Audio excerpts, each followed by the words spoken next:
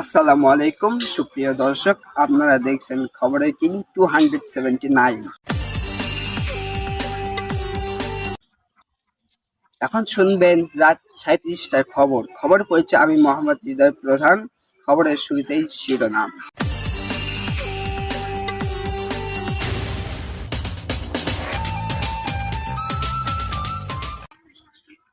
গভীর রাতে একটি চিকার রাস্তা পার করার সময় একটি ট্রাক এসে তাকে পিষে মেরে ফেললেন।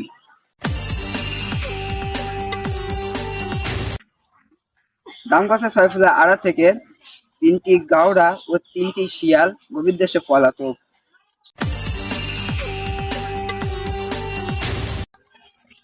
শাখাটি